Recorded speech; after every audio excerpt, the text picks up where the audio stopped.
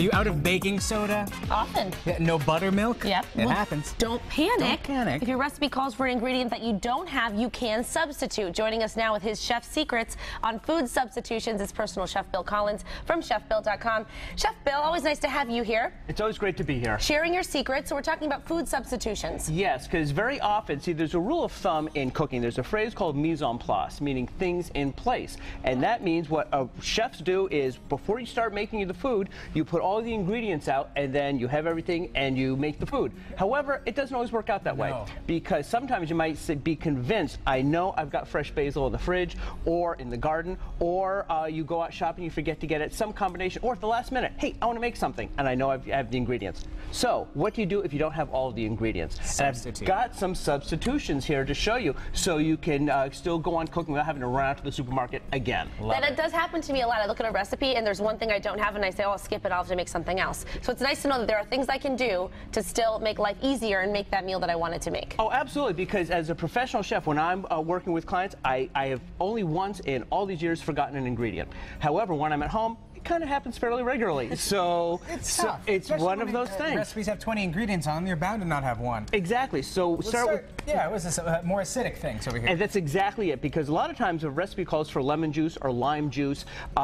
It won't necessarily always be the flavor of that. It might just be the acid bite of it. And so you could often substitute cider vinegar or white wine, or white vinegar, not to be confused with white wine vinegar. I go over both of those in my vinegar book coming out in August, and you can look at that then. But you can go with vinegar instead of lemon juice, and 9 times out of 9, you won't tell the difference. So it works out every time. And what about garlic? Good Garlic. to know. A lot of times, almost everybody's got garlic powder in their cabinets, but sometimes you're out of fresh garlic or it's gone bad. So it started to sprout and go funny. So this way, a rule of thumb, every 2 cloves of garlic, use about 1/4 teaspoon of garlic powder. So this stuff is potent then. Oh, it really is. And that's also a general rule of thumb, because we go on to the next one, you're going to find that when you've got a dried version of the fresh, it's going to be more potent, as you say. And a rule of thumb for other herbs is use half the amount of the dry versus the full amount of the fresh. That's because it's been dried and it's become intensified. Oh, see, I would think quite the opposite. I would think when it's fresh, it's the most potent. You would think that, but it's just because there's so much, water and other things that make up that. I know chlorophyll doesn't actually have a flavor, but when you look at the components of what makes up the fresh herbs, that's really why when you dry it down, it does intensify for the volume that you're talking about. Okay. So when you look at both the garlic and the fresh herbs, they kind of go hand in hand like that. And so that's how you can kind of keep that as a rule of thumb. So in a pinch, you can use the dries. pinch. Exactly. Use a pinch in a pinch. And I like that rule. And because actually, there is a pinch is a real measurement. And you could just pinch it, do it like that. But a pinch equals 1/8 of a teaspoon. And which is half of 1/4 teaspoon.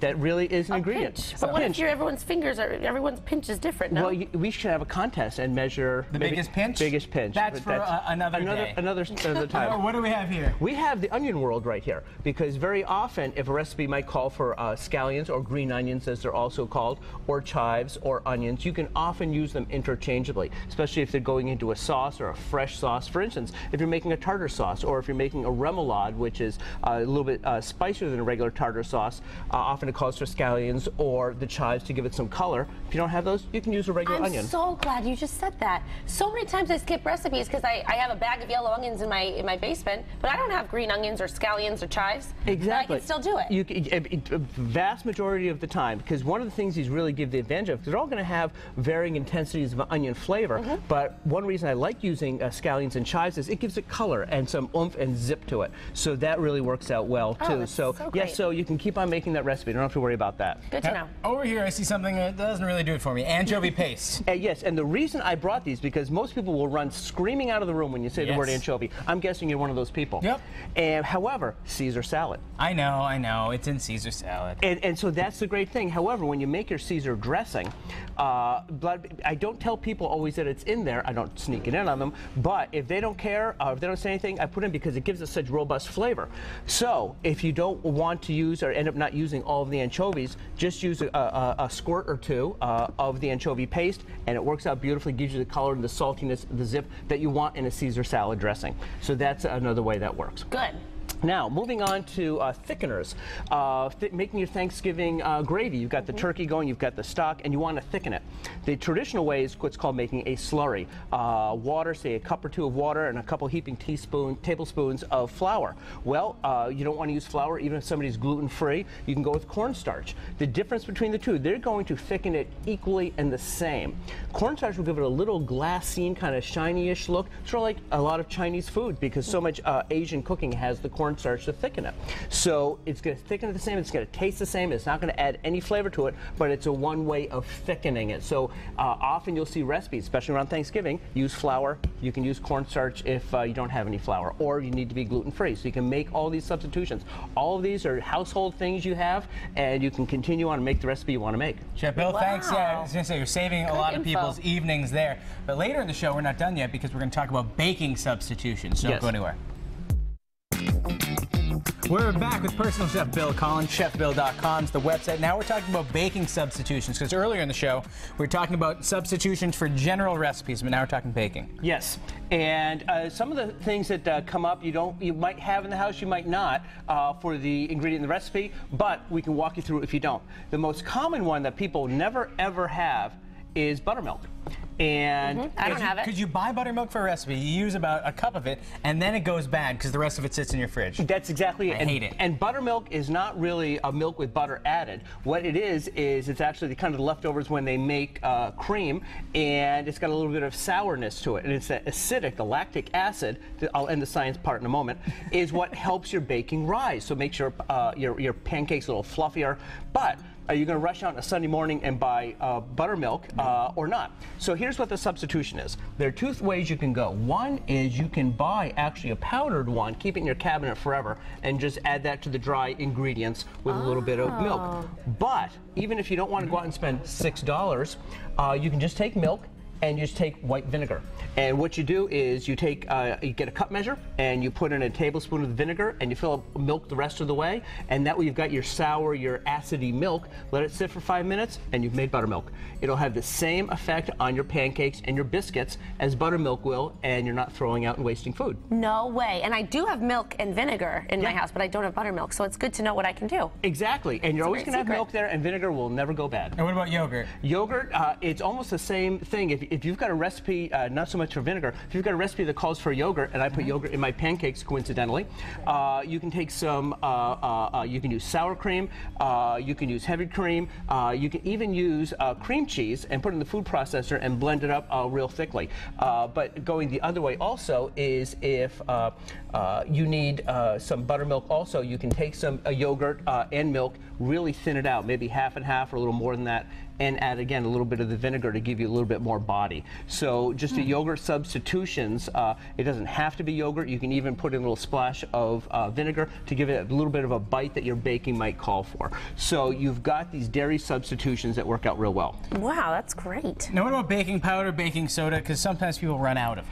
They don't realize. They run out, and actually I made a big mistake. I went and I bought this baking soda in that size, and baking soda always comes in boxes. And so when I went to grab it, I thought this was baking powder. Yes, and of course, I would too. And so what happened was the recipe didn't rise as much. But if you find, because this has a little bit of acid in it, baking soda does not. So what you want to do is, if you don't have baking powder, and also baking powder is only good for 1 year after you open it. It doesn't last forever. I should throw mine away. Yes, that's why I put the date on top of mine so I know when it goes. But you can always take some cream of tartar, which is an acid, and you might say, gee, do I have it lying around the house? That's something you buy once in your lifetime, because you often put it in egg whites to help them stay oomphy if you're making lemon meringue pie. So you've got some of these ingredients which will be around, so that's one of them. Or you can even just put a little vinegar in the wet ingredients with the baking soda to get the baking powder equivalent. So you've got these things, again, around the house that you can use. Now, Chef Bill, we only have about a minute left, so is this a cake substitute here? Well, that's actually self-rising cake flour. And a lot of recipes call for it. And what you want to do is just add a little bit of baking soda to some flour. To your own flour. To your own flour to make the equivalent of the self-rising cake flour. So are these people just trying to bamboozle you? No, not at all. Because number one, you can make it for pennies on the dollar if you grab your own flour and throw your own baking soda in there. Yes, you can, but often if you're doing a lot of baking, it's a very good product to have. Believe me, that one is not a scam. All right. Whereas there don't feel bamboozled. Don't feel bamboozled. So that's actually a good one to have. But if you only bake cakes occasionally, you can make that substitution. Oh wow. Okay. The second to last one is when you've got vanilla, and there's also vanilla bean. Vanilla bean you can buy a few, and they cost about $10. If you have a recipe that you just need one, you can use about a half a teaspoon of vanilla extract. Make sure it's a nice quality vanilla extract, and the flavor will be identical because they're both vanilla. That sounds easier to me. That's what I want to go with. Yes. Exactly. And the last one is having light cream and milk. Because I've got the milk down the other end there, half and half. And so if you like half and half in your coffee every morning, you run out, just combine them, and even if you do it every morning, it's going to be about half the price. So you're going to save some money as well. But that's just one of the little common substitutions. You figure half and half of what? Milk and cream. Well, there you go. Yep. Save some money at the same time. Get some substitutions. Chef Bill, it's always a pleasure having you Thanks, here. Chef Bill. Thank you. Love your secrets. Are your chef secrets. All these recipes are going to be on our website, and you can tune in next week for even more chef secrets with Chef Bill. And for a copy of this recipe, head to mymassappeal.com later today. Saying chef secrets never gets easier. Chef secrets. Chef secrets. Say that 3 times fast. Try it. Chef secrets. Can't be done. Can't be done.